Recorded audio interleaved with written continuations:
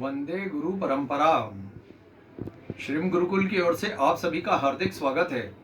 मैं डॉक्टर शीतल कुमार शर्मा, मोटिवेशन गुरु, आज आपसे चर्चा करूंगा मैनेजमेंट के बारे में। मैनेजमेंट यानी कि प्रबंधन। सभी कामों की सफलता हम सब चाहते हैं, लेकिन हम इस बात को जरूर ध्यान रखें कि किसी भी काम की सफलता उस काम के मैनेजमेंट पे डिपेंड करती है, उस पर तय करती है। इसलिए जरूरी होगा कि हम इस बात को समझें कि आखिर मैनेजमेंट क्या है। यदि आप एक व्यापारी है तो आपको यह समझ लेना बहुत जरूरी है कि मैनेजमेंट के सही स्टेप क्या है, आपको मैनेजमेंट कैसे करना चाहिए। यदि आप एक स्टूडेंट है तो आप समझ लीजिए कि मैनेजमेंट का मतलब क्या है, मैनेजमेंट किस तरह से किया जाता है, उसकी प्रोसेस आपको जानना बहुत जरूरी है। तो निश्चित रूप से मित्रों, आज से हम एक सीरीज चालू कर रहे हैं, एक श्रृंखला चालू कर रहे हैं, जिसमें कई हिस्सों में मैनेजमेंट से जुड़ी हुई बहुत सारी दिलचस्प बातों को हम समझेंगे। तो आइए सबसे पहले हम ये जानने की कोशिश करते हैं कि आखिर मैनेजमेंट का मतलब क्या है। मैनेजमेंट को आप देख सकते हैं एक ऐसे काम के रूप में जो किसी न किसी लक्ष्य को पूरा करने के लिए किया जाना जरूरी है। तो इस तरह से मैनेजमेंट या प्रबंधन यानी management is a goal oriented activity. It is a getting thing done by others, और लोगों से काम कराने की कला, इसे आप प्रबंधन कहेंगे। इस प्रकार प्रबंधन लोगों से काम कराने की कला के रूप में जाना जाता है, बशर्ते यह किसी न किसी लक्ष्य को पूरा करने के लिए, किसी गोल को पूरा करने के लिए किया जाना जरूरी है। आप ऐसे भी समझ सकते हैं कि मैनेजमेंट टैक्टफुली, तो इस तरह से लोगों को बहुत ही कुशलता से उनसे काम लेने का व्यवहारिक तरीका, यही मैनेजमेंट है। लेकिन मैनेजमेंट के बारे में दिलचस्प बातें कही गई है। हम सबसे पहले वैज्ञानिक प्रबंध के जन्मदाता एफ.डब्ल्यू. टेलर को देखें, जिन्होंने कहा था कि मैनेजमेंट ये जानने की कला है, ये विज्ञान है कि किसी काम को करने के लिए ये जाने कि उसका सबसे सरल और सबसे सस्ता तरीका कौन सा है, सबसे मितव्ययी तरीके से आप उस काम को कैसे कर सकते हैं। तो इस तरह से मैनेजमेंट को एक विज्ञान के रूप में एफ.डब्ल्यू. टेलर ने बताया। लूथर गुलिक ने POSDCORB पोस्ट कर्ब की एक श्रृंखला के रूप में मैनेजमेंट को समझाया, जिसमें इन्होंने प्लानिंग, ऑर्गेनाइजिंग इत्यादि बातों को मैनेजमेंट के लिए जरूरी बताया। दोस्तों, आइए अब हम इस बात को जानने की कोशिश करें कि मैनेजमेंट का इतिहास क्या है।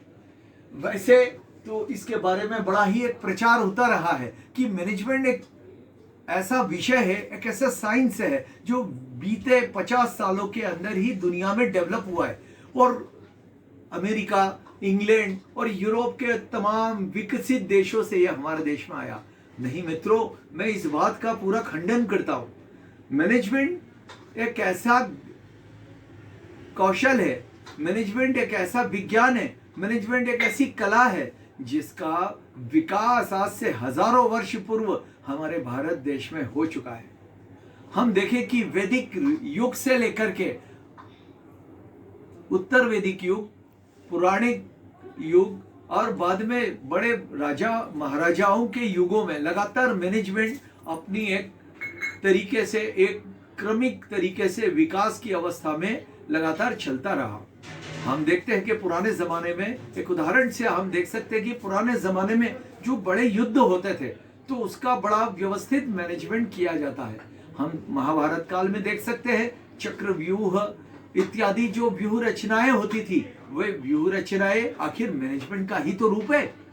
तो इस तरह से हम देख सकते हैं कि भोजन सामग्री का मैनेजमेंट हो, युद्ध क्रियाओं का मैनेजमेंट हो, राज्य कार्य का मैनेजमेंट हो, प्रशासनिक गतिविधियों का मैनेजमेंट हो, मैनेजमेंट वैदिक काल से ही हमारे देश में लगातार विकसित होता रहा है। और वेदों, पुराणों, मीमांसाओं, ब्राह्मण ग्रंथों, जैन ग्रंथों, जातक कथाओं इत्यादि में लगातार हम देखेंगे कि बहुत सारे ऐसे ग्रंथ हमें मिलेंगे जिनमें मैनेजमेंट के बहुत ही विस्तृत सूत्रों का हमें ज्ञान होता है। हम श्री रामायण और श्री गीता को जब देखते हैं तो हमें ऐसा लगता है कि वे मैनेजमेंट के ही ग्रंथ है। उनमें हर एक गतिविधि को व्यवस्थित तरीके से करने की बातें बताई गई है। अब हम देखने की कोशिश करते हैं कि आखिर मैनेजमेंट की खासियतें क्या है, क्या विशेषताएं मैनेजमेंट में होती है, व्हाट आर द फीचर्स। तो लेट अस नो। सबसे पहली बात समझ लीजिए कि management is a goal oriented activity. किसी न किसी लक्ष्य को पूरा करने के लिए मैनेजमेंट किया जाता है। दूसरी बात, management is always team work. प्रबंधन एक व्यक्ति से नहीं हो सकता। मैनेजमेंट टीम वर्क है, एक टीम के साथ ही आप इसे संपन्न कर सकते हैं। यानी एक ये समूह का कार्य है, एक समूह की इसमें जरूरत होती है। एक आदमी लीडर होता है और बाकी फॉलोअर्स होते हैं, और वो अपने तरीके से किसी लक्ष्य को पूरा करने की काम में लगे रहते हैं। इसके बाद में हम देखते हैं मैनेजमेंट इज ए प्रोफेशन। प्रबंधन एक पेशा है। मैनेजमेंट बेसिकली एक पेशे के रूप में इन दिनों उभर के सामने आया है। Management is a process. प्रबंधन एक प्रक्रिया के रूप में है, एक लगातार संपन्न होने वाली प्रक्रिया है। लेकिन ये एक ऐसी प्रोसेस है जिसको नेवर एंडिंग प्रोसेस कहा जाता है। नेवर एंडिंग प्रोसेस यानी क्या? एक ऐसी प्रोसेस जो कभी समाप्त नहीं होगी, लगातार चलती रहेगी, लगातार चलती रहेगी। जब आप एक सुबह का, आप समझ लीजिए कि सुबह का आप अपने घर में भोजनशाला में सुबह के कार्य, सुबह भोजन में क्या बनेगा, इस बात का हम प्रबंध शुरू करते हैं। तो सुबह की क्रियाओं का मैनेजमेंट संपन्न होता है तो शाम की क्रियाओं का मैनेजमेंट शुरू हो जाता है। तो इस तरह से हम देख सकते हैं कि मैनेजमेंट एक नेवर एंडिंग यानी कि कभी समाप्त नहीं होने वाली प्रक्रिया के रूप में चलता रहता है। इसका संबंध बिजनेस से भी है और गैर व्यापारिक कार्यों से भी है। यानी it is required at both level, business and non business activities. मित्रों, कह सकते हैं कि management is a pervasive activity, यानी प्रबंधन में बहुत सारे कार्य करना शामिल है, इसीलिए इसे विराट कार्य की संज्ञा दी जाती है। It's a pervasive activity. Management is universal. प्रबंध की जरूरत केवल एक देश विशेष को या एक समूह विशेष को नहीं है, संपूर्ण विश्व को इसकी आवश्यकता होती है। आप देखेंगे कि प्रबंधन इस तरह से बड़ा विराट तरीके से, बड़ा वैश्विक तरीके से किया जाने वाला कार्य है। तो आइए अब हम देखने की कोशिश करते हैं कि प्रबंध करने के लिए एक मैनेजर को आखिरकार क्या काम करना पड़ेंगे। आप देख रहे हैं कि मेरे सामने एक चार्ट बना हुआ है। इस चार्ट के माध्यम से मैं आपको बताने की कोशिश करूंगा कि आखिरकार सबसे पहले you have to make a plan. आपको सबसे पहले एक योजना बनाना होगी। You have to make a plan for execution, because की management can not be done in absence of a proper and sound plan. तो योजना या नियोजन करना मैनेजमेंट की बेसिक या पहली सीढ़ी है। After that management applies the organising यानी कि इकट्ठा करना, समूहीकृत करना यानी कि संगठन बनाना। समूह संगठन करना प्रबंध करने के लिए दूसरा एक जरूरी स्टेप है। इसके बाद हम देखते हैं staffing, recruiting A right person on A right job for a right time. एक सही व्यक्ति को सही काम करने के लिए सही समय पे रखना, यह स्टाफिंग कहलाता है। तो it's a activity required for allotment of work among the persons. तो इस तरह से टीम वर्क बनाना, टीम को तय करना, टीम को तैयार करना स्टाफिंग के अंदर शामिल होता है। हम देखते हैं इसके बाद में एक बहुत इंपॉर्टेंट कार्य होता है एक मैनेजर को जो कि करना होता है, वो है डायरेक्टिंग यानी कि instructing the right person for a right job. एक सही काम के लिए सही व्यक्ति को इंस्ट्रक्ट करना, ये डायरेक्टिंग है। और इस तरह से आप व्यक्तियों को इंस्ट्रक्ट करके अलग अलग कामों के लिए टीम को डिप्यूट करते हो। एक मैनेजर को कोऑर्डिनेटिंग यानी कि समन्वय बिठाना यानी तालमेल बिठाने का काम भी जरूरी है करना। इसी के साथ ही मोटिवेट करना भी जरूरी है। आप समझ लीजिए कि एक मैनेजर का सबसे बेसिक टास्क ही मोटिवेटिंग करना है। Motivating means a function of management relating to inspiring others, to energize others। तो मोटिवेटिंग एक अपने आप में बहुत इंपॉर्टेंट काम है। प्रेरणा देना बहुत महत्वपूर्ण काम है। फाइनली अब हम बात करेंगे कंट्रोल की। कंट्रोल क्या है?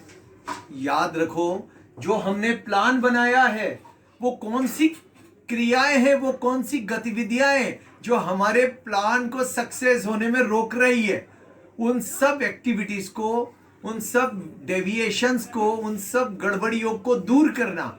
आखिर वो सारी चीजें जो हमको अपने गोल को पूरा करने से डिस्ट्रैक्ट करती है, उन सब को दूर करना, इसी को हम क्या बोलते हैं कि कंट्रोल। तो controlling is an activity which is necessary for achieving a goal. इस तरह से एक मैनेजर प्राइमरली अपनी सारी एक्टिविटीज को अंजाम देता है। और हम इस बात को समझ लें कि किसी भी कल कारखाने में हो, मंदिर, मस्जिद, गिरजाघर, गुरुद्वारे में हो, मैनेजमेंट हमेशा 3 लेवल पे पाया जाता है। एक मैनेजमेंट, टॉप लेवल मैनेजमेंट, उससे कह सकते हैं कि जो पीक पे रहता है वो टॉप लेवल मैनेजमेंट। एक मैनेजमेंट जो टॉप लेवल मैनेजमेंट और बॉटम लेवल मैनेजमेंट में लिंक का काम करता है, वो मिडिल लेवल मैनेजमेंट कहलाता है। और एक होता है बॉटम लेवल मैनेजमेंट, जो कि वर्किंग फोर्स के साथ में मैनेजमेंट को इजी और फैसिलिटेट करता है, जिसे हम कहते हैं लोअर लेवल मैनेजमेंट। तो आज हमने ये जाना कि मैनेजमेंट क्या है और किस तरह से हम मैनेजमेंट को कर सकते हैं। अब अगली सीरीज में हम इससे आगे की ज़रूरी चीज़ों पर फिर से डिस्कस करेंगे। मैं चाहता हूँ मैनेजमेंट के इन सारे कॉन्सेप्ट्स को आप ठीक से समझ पाए। इस बारे में आप ज़रूर कमेंट करें, आप अपनी राय मुझे ज़रूर बताएं, ताकि हम अगले लेक्चर में उसको और ज़्यादा बेहतर तरीके से आपको और जानकारियाँ दे पाए। तो इस तरह से आप ज़रूर याद रखें, अपने श्रीम गुरुकुल के इस